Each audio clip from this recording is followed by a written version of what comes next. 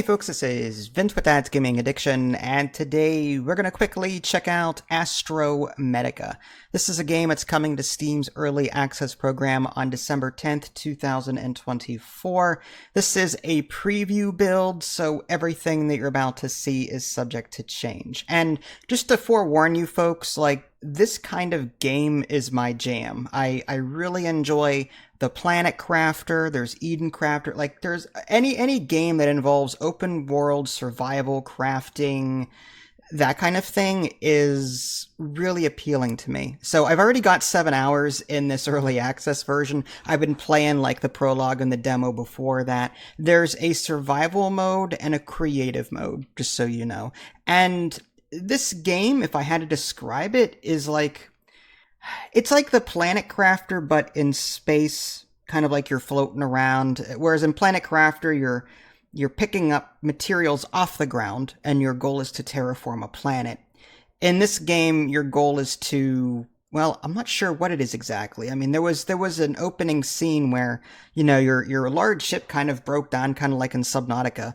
And, you kind of ejected away from that. And now you're in this temporary ship, which has a crafting table in it and some storage. And your goal is just to expand your gear so that you can go farther out. For example, you only have so much oxygen in your tank, so you have to craft a better oxygen tank so you can go further out. Again, Planet Crafter did stuff very similar to this. Survival elements in this game consists of health, thirst, hunger, and oxygen. And in the very early onset of the game, you have to find ice in the environment and then use the ice at a crafting table to make water.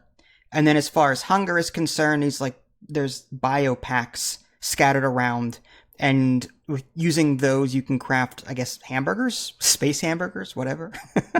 And then oxygen, all you got to do is get inside an airtight structure. One that has oxygen in it. Your starter ship has unlimited supply of that. You don't have to worry about power. Eventually, you will get to the point where you get different tools that you can unlock, one of which is a drill, and that allows you to break open the larger asteroids surrounding your starter area. So first you pick up the smaller stuff, and then you use your space drill to unlock the bigger stuff and to drill that out. And these items do appear to respawn, but only after loading a saved game. I wish the game was a bit more upfront with this mechanic. I was starting to run out. I played for 6-7 hours, and I started running out of stuff in my starting area. I'm I gotta move my base at some point, but it's too late. I gotta go to bed. So I log out, and then I log in the next day, and then there's asteroids there again, and containers that I know I'd destroyed with my little scrapper tool. So I'm so wait a minute, if I just log out and then log back in, stuff reappears? So again, I wish the game was a bit more open about that mechanic. Because now I don't feel so much pressure to move my base, but you can have multiple outposts. And it's also cool that you can have your power extends to every base that you've got. There's no power lines necessary like in Satisfactory. You also get other tools. There's a gun, for example, to unlock blueprints. So it's, again, in Subnautica, you have to find blueprints in the environment. In this game, you've got a gun that you scan things, and if you get enough of the blueprint part, you will unlock its full thing. There's wall storage containers, there's crafting tables, there's lights. So all sorts of cool things that you will discover over time as you continue playing. But again, you kind of have to be willing to be of the mindset that, yeah, you're going to be going back and forth often. Oh, I'm almost out of oxygen. I will come back to this, in my next run. So you're going back and forth, back and forth. Safe explore. If you're smart, you'll craft some extra oxygen tanks in case you can't make it back and, you end up dying right on the spot. But yeah, ideally that's what you're doing. It's an exploration game, but you're also crafting the tools necessary to advance to newer areas. Now, one of the things that I really like about this kind of game is the crafting, the base building. And yes, you can, like in Subnautica, there are different modules. There's like habitat modules. There's desks that you can put down. There's different crafting tables, storage. There's even a battery charger. So if you've played Subnautica, then you'll be very familiar with this. If you've played Planet Crafter, you'll be very familiar with this mechanic. And the decoration, by the way, doesn't seem to do anything, even though the description of the bed it says, go here to regenerate health. I'm paraphrasing.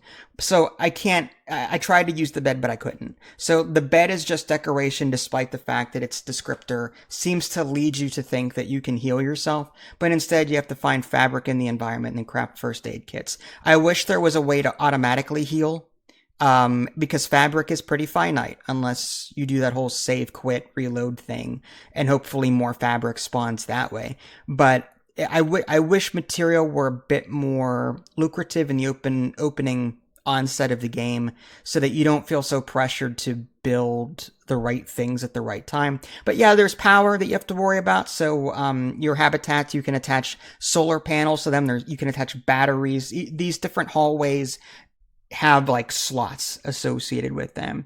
And other tools, there's a laser gun that you get. Eventually there are enemies that I don't want to spoil. You will come across enemies that you do have to fight. You have a laser gun that can open containers and fend those things off. I didn't see any base defense or anything like that. It was just, you find these bad guys in the environment, you shoot them. So for a pre-early access build, I'm happy with this, and I will continue playing it. Again, just my bias is showing. I really enjoy these kinds of games. This is the kind of game I can easily spend 30 plus hours, and I'm still like working on Planet Crafter's DLC right now too. So, and Eden Crafter is a work in progress. That's early access as well. And we built everything that we could like several months ago, but I know they've been updating that game too. So like, these games just suck you in. If you love these kinds of games, this game will equally suck you in. But it is, again, pre-early access. More content is coming, and I hope that they, explain the mechanics better in terms of, when does stuff respawn, or just find a spot that has a crap ton of materials in it, then you don't have to worry about that ever again. So yeah, I mean, Astrometica pre-early access build, great. I'm looking forward to seeing more content, so check it out if you have the time. This is Vince. Thanks for watching. I'll catch you all next time. Take care.